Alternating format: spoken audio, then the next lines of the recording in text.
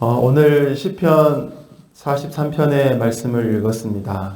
그런데 많은 학자들이 이 시편 43편은 그 앞장인 시편 42편과 원래는 하나의 시편이었다, 이렇게 이야기를 많이 합니다.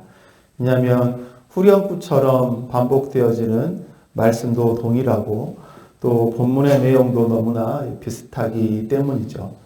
어제 나눴던 시편 42편의 내용은 극심한 고난과 고통을 당하고 있는 그러한 시인의 상황을 보여주고 있었습니다.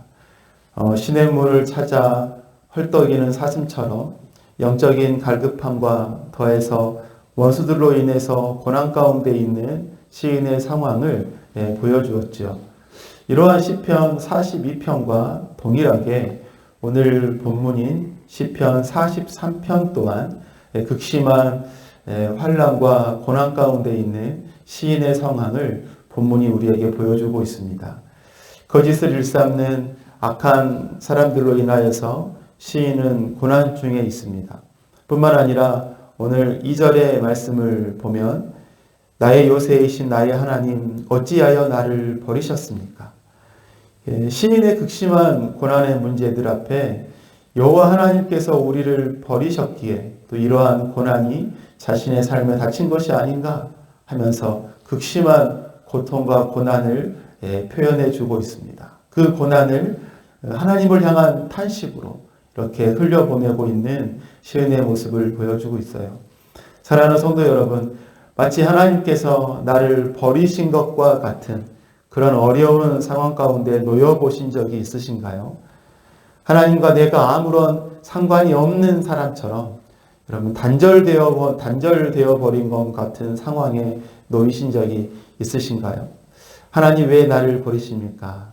하나님 왜 나에게서 눈을 돌리십니까? 이렇게 외치신 적은 없으셨나요? 그럼 이러한 고난이 우리의 삶에 닥칠 때 우리는 어떻게 해야 합니까? 어떻게 이러한 고난과 위기를 이겨내야 하는 것일까요? 오늘 말씀을 통해서 함께 생각해 보기를 원합니다. 그래서 오늘은 고난이 닥칠 때라는 제목으로 함께 말씀을 나누도록 하겠습니다. 그렇다면 우리들은 우리의 삶에 고난이 닥칠 때 어떻게 해야 할까요? 바로 첫 번째로는 낙심과 절망의 마음을 우리의 마음속에서 밀어내야 합니다. 5절 말씀이었죠. 내 영혼아 어찌하여 그렇게도 낙심하며 어찌하여 그렇게도 괴로워하느냐. 하나님을 기다려라. 이제 내가 나의 구원자 나의 하나님을 또다시 찬양하련다. 그럼 하나님께 탄식하며 기도하는 시인이 5절에서는 자기 자신에게 이야기를 하고 있습니다.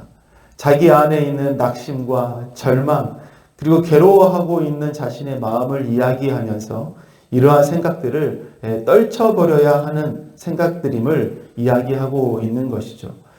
여러분, 인생의 고난을 만날 때 그리고 그 해답이 보이지 않을 때 낙심과 절망이 우리의 마음을 공격해 옵니다. 그 낙심과 절망으로 우리의 마음이 가득 찰 때 여러분 무슨 일이 벌어집니까? 우리의 영적인 눈을 낙심과 절망이 가려버리죠. 정말 우리의 삶에 소망이 없는 것처럼 희망이 없는 것처럼 우리의 삶을 더 깊은 절망으로 끌어가 버립니다. 뿐만 아니라 낙심과 절망은 회복하고자 하는 의욕까지도 상실하게 만들어 버리죠. 해봐야 무슨 소용이 있나? 이제 끝이구나. 더 깊은 절망으로 우리의 인생을 끌어가는 것입니다. 여러분, 낙심과 절망이 우리의 마음을 사로잡을 때 우리의 삶을 붙들고 계시는 여호와 하나님을 보지 못하게 하는 것이죠. 여호와 하나님께서 약속하신 그 구원과 소망과 희망을 기대하지 못하게 합니다. 그렇기에 우리는 낙심과 절망의 마음으로부터 우리의 마음을 여러분 지켜야 하는 것입니다. 사랑하는 여러분, 견디기 힘든 고난의 시간이 갑자기 우리의 삶에 닥쳐올 때 여러분 그 시간들을 우리는 믿음으로 이겨내야 합니다. 그 문제들보다 더 크시고 그 문제들 속에서 우리들을 능히 건져내실 수 있는 여호와 하나님을 바라봐야 합니다. 그렇기에 우리들은 이러한 하나님을 바라보지 못하게 하는 낙심과 절망의 마음들을 우리의 마음에서 밀어내고 떨쳐내고 지워버리기 위해서 힘쓰고 노력해야 하는 것이죠. 그러한 우리의 삶이 되어야 하는 것입니다. 또한 우리들은 우리의 삶에 고난이 닥칠 때 어떻게 해야 합니까? 둘째로는 더욱더 하나님을 의지해야 하는 것이죠. 여러분 3절 말씀에 주님의 빛과 주님의 진리를 나에게 보내주시어 나의 길잡이가 되게 하시고 주님의 거룩한 산 주님이 계시는 그 장막으로 나를 데려가게 해주십시오. 여러분 고난 가운데 있는 시인은 하나님께 간구하고 있습니다. 그 간구의 내용이 무엇입니까? 주님의 빛과 주님의 진리를 나에게 보내주시어서 나의 길잡이가 되어 주십시오. 여러분 그렇게 간구하고 있는 거예요. 지금 시인은 하나님의 빛을 구하고 있습니다. 이것은 지금 그가 겪고 있는 모든 어둠의 세력들을 쫓아내고 밝은 소망으로 자신을 인도해 달라는 간구를 하고 있는 거예요. 뿐만 아니라 하나님의 진리를 구하고 있습니다. 이것은 지금 당하고 있는 불의와 억울함과 또 무고한 정죄 등으로부터 진실을 밝혀내 달라는 시인의 간구를 보여주는 표현입니다. 결국 주님의 빛과 진리를 통해서 자신을 지금 당하고 있는 고난 가운데 구원해 주실 것을 간구하고 있는 거예요. 이러한 시인의 간구가 보여주는 것이 무엇입니까? 여호와 하나님만이 자신을 이 고난 가운데 건져내 주실 수 있음을 믿고 힘써 하나님을 의지하는 시인의 모습을 보여주고 있습니다. 감당하기 힘든 인생의 고난을 만날 때 우리는 어떻게 해야 합니까? 바로 오늘 말씀처럼 힘써 여호와 하나님을 의지해야 합니다. 주님의 빛과 진리가 우리의 인생에 임하고 우리의 인생의 길잡이가 되시는 여호와 하나님의 강한 손과 인도하심을 의지하며 구해야 하는 것이죠. 그럴 때 바로 인생의 고난을 이기게 하시는 하나님의 은혜를 누리게 될 것입니다. 마지막으로 우리들은 우리의 삶에 고난이 닥칠 때 어떻게 해야 합니까? 셋째로는요, 믿음의 소망을 품어야 한다는 거예요. 4절 말씀에 이렇게 되어 있습니다. 하나님, 그때에 나는 하나님의 제단으로 나아가렵니다. 나를 크게 기쁘게 하시는 하나님께로 나아가렵니다. 하나님, 나의 하나님, 내가 기뻐하면서 수금가락에 맞추어 주님께 감사하렵니다. 여러분, 시인은 고난 가운데 있지만 고난 가운데 닥쳐오는 절망과 낙심의 마음을 떨쳐버리고 있습니다. 뿐만 아니라 오직 여호와 하나님만이 자신의 유일한 도움이 되심을 알고 하나님을 의지하고 있습니다.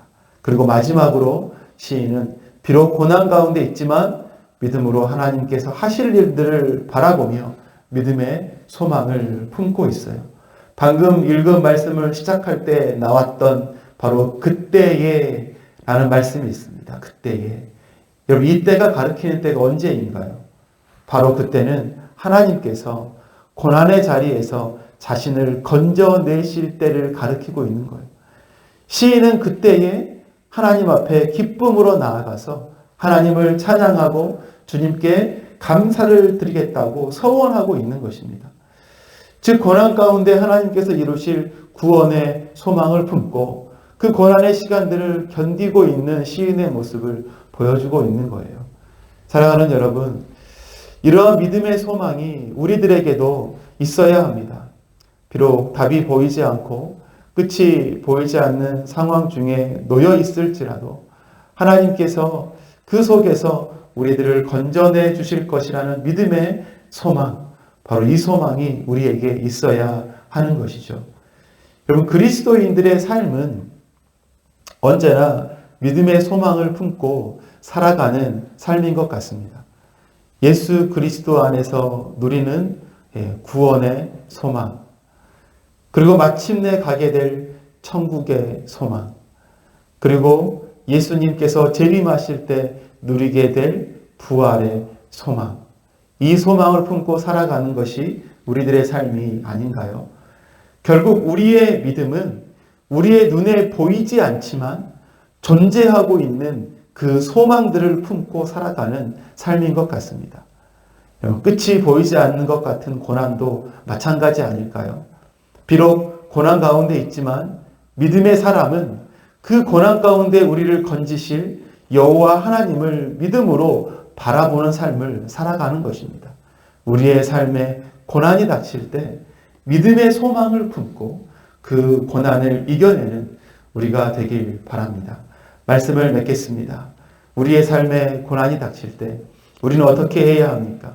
먼저는 우리의 마음에 스며드는 낙심과 절망을 몰아내야 합니다. 그리고 하나님을 더욱더 굳세게 의지해야 하는 것이죠. 그리고 마지막으로 그 하나님으로 주어진 믿음의 소망을 품어야 하는 것입니다. 그럴 때 우리의 삶에 닥쳐오는 고난을 잘 이겨낼 수 있을 것입니다. 여기 있는 우리 모두가 고난에 지지 않고 고난을 견뎌내며 승리하는 우리 모두가 되시길 바랍니다.